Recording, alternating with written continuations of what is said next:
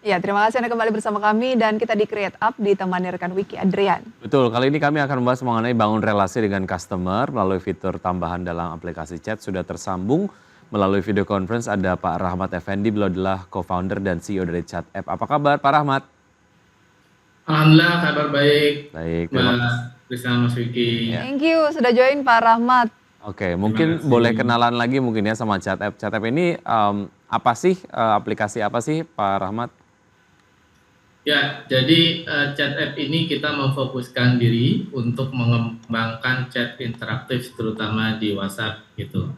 Jadi untuk bagi bisnis yang ingin membangun komunikasi channelnya di WhatsApp itu bisa kita bantu baik dari untuk customer services, untuk transaksi, jadi bisa kita bantu semuanya diolah di platform chat seperti itu. Oke, artinya dapat memaksimalkan WhatsApp untuk kemudian memberikan pelayanan ataupun membangun relasi dengan customer begitu ya, dengan berbagai macam feature yang ada di Chat App begitu ya. Oke, Ya. seberapa penting sih sebetulnya untuk membangun relasi dengan customer melalui layanan chat? Mungkin findings dari Anda seperti apa Pak Rahmat? Ya, kita sadari ya bahwa kita ini tidak terlepas dengan aplikasi chat gitu, terutama WhatsApp ya. Mulai dari bangun tidur sampai bangun tidur lagi itu ya pasti yang pertama dibuka adalah WhatsApp. Nah, tentunya dari sini bisnis juga harus mempertimbangkan gitu bahwa customer ataupun calon pelanggan itu referensi untuk komunikasinya adalah WhatsApp, seperti itu.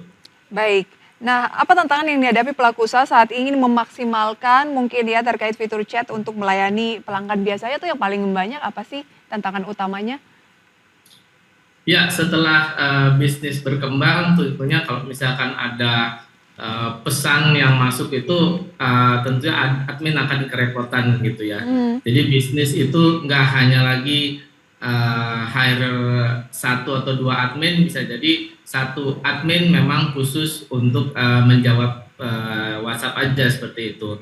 Nah, dengan kita bantu seperti automation ini, tentunya bisnis akan sangat optimal gitu ya untuk menjawab pesan-pesan yang masuk dari pelanggan maupun calon pelanggan. Nah, Seperti itu.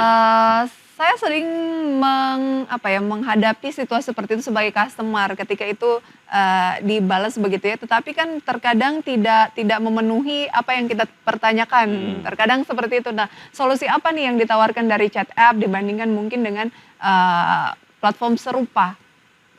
Ya, tentunya kalau sebagai pelanggan ataupun calon pelanggan itu kita basic ya, kayak misalkan menanyakan kayak stok barangnya ada atau enggak, harganya berapa dan lain-lain seperti itu. Jadi ketika ada pertanyaan yang repetitif itu bisa langsung dijawab oleh AI ataupun chat interaktif. Oh, lebih Nah, efisiensi lah ya? dengan betul, dengan adanya teknologi NLP yang sekarang semakin canggih, AI, nah tentunya jawaban-jawaban tadi itu tidak hanya template, melainkan sudah berbentuk rekomendasi gitu. Contohnya misalkan kalau kita mau pesan barang A, kalau misalkan nggak ada, nah nanti AI-nya itu akan refer ke barang yang lainnya, seperti itu.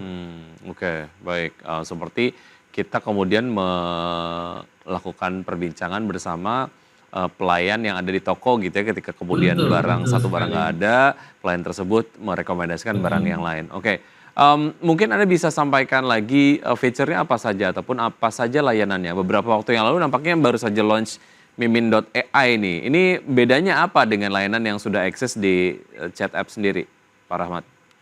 Ya, tentunya dari Chat sendiri kita terus membuat produk-produk inovatif yang memang dibutuhkan bisnis. Salah satunya adalah Mimin AI. Nah, di Mimin AI ini kita membantu automation bisnis itu melalui platform WhatsApp gitu.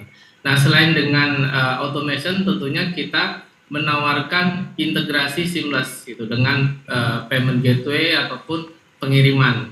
Jadi nantinya customer ataupun calon customer ketika membayar ataupun dia mengecek pengirimannya itu nggak perlu lagi nanya-nanya gitu. Jadi cukup bisa langsung seamless di WhatsApp semuanya seperti itu, Mbak. Oke. Untuk tracking lah ya, pesanannya sudah sampai mana kurang lebih seperti itu ya? Ya, akan diupdate oleh si sistem AI ini begitu. Karena kan mungkin menanti barang-barang yang diinginkan gitu di sebuah platform gitu dan itu akan terus diupdate lah kurang lebih seperti itu ya. Nah, seperti apa sih teknologi yang digunakan? ya untuk teknologinya sendiri kita memang masih terbilang baru ya. Kita menggunakan AI yang ada di pasaran saat ini kan ada beberapa seperti ChatGPT, Gemini. Mhm. Nah, ini kita combine di platform kami seperti itu. Nah, nantinya ketika bisnis mau menggunakan AI tersebut, nah ini nanti disesuaikan kembali dengan profil bisnis yang sesuai gitu. Misalkan dia retail, restoran ataupun yang lainnya seperti itu. Jadi ya nanti AI akan bisa menjawab sesuai dengan profil bisnisnya Tadi seperti Pak itu. Rahmat bilang masih baru ya, berarti chat app ini sudah berjalan berapa tahun?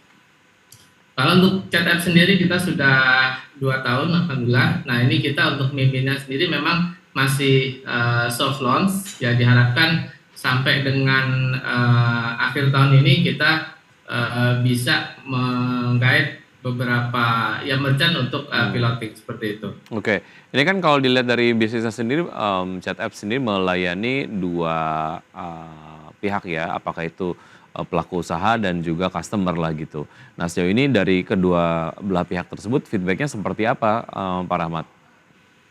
Ya, tentunya kalau dari bisnis sendiri sangat positif ya, karena memang yang tadinya mereka harus hire admin Betul. beberapa Mhm. itu, nah ini cukup dengan satu koneksi AI, nah ini dia sudah nggak perlu lagi nih menjawab, bahkan Baik. bisnis bisa lagi buka 24 jam full, seperti Berarti, itu. kalau berbicara soal bisnis ini lebih efisien gitu ya, nggak perlu Betul, karyawan lagi, dan mungkin dia akan lebih ya karena otomasi lebih banyak menjangkau begitu, lebih sering menjawab begitu. Nanti akan kita ulas lebih, jauh kira-kira peluangnya karena kan ini sudah berdiri 2 tahun ke depan target-targetnya bagaimana, kita jeda dulu. Baik, ya usaha jeda berikut kami akan lanjutkan tetap bersama kami. Ya, kami masih berbincang bersama Pak Rahmat Effendi, co-founder dan juga CEO dari Chat App, bicara mengenai biaya yang harus dikeluarkan lah oleh user gitu pada saat ingin berlangganan berbagai macam fitur yang diberikan oleh Chat App itu apa saja ataupun berapa biaya yang harus dikeluarkan, Pak Rahmat? ya untuk mendapatkan produk kami ini yang mimin.ai kita start dari 100 ribuan per bulan gitu. Jadi bisnis bisa mendapatkan layanan mimin.ai fitur basic itu mulai dari 100 ribuan. Nah, untuk fiturnya sendiri tentunya kita menawarkan WhatsApp automation gitu menggunakan AI di mana nantinya si bisnis ini tidak perlu lagi admin untuk menjawab, melainkan nanti sudah bisa dijawab secara otomatis oleh AI seperti itu. Lantas, pasca 2 tahun berdiri memang masih soft launch, tapi saat ini sudah ada apa ya, indikasi-indikasi dari merchant selaku pengguna atau bagaimana? Ya, untuk saat ini kita soft launching memang sudah ada yang merasakan tentunya dengan adanya fitur ataupun produk Mimin ini sangat terbantu gitu ya. Yang tadinya memang terutama owner yang UMKM gitu ya, di mana ownernya itu masih menjawab WhatsApp sendiri. Nah, Mhm. ini ketika sudah ada produk Mimin ini mereka lebih fokus ke menjalankan bisnisnya gitu ketimbang menjawab pertanyaan dari WhatsApp yang masuk Oh, seperti nama itu. produknya Mimin? AI. Ya, Mimin AI. Mimin Oke. Ya, karena AI. karakteristik dari bisnis UMKM sendiri sangat efisien gitu ya, belum bisa merekrut banyak orang gitu, tapi kebutuhannya ya dari point of view customer ya harus bisa melayani itu gitu ya. Oke, Betul. selama berdiri sudah profit atau ada target soal profitabilitas, Pak Rahmat? Meskipun masih Ya, soft memang launching ya? untuk Ya.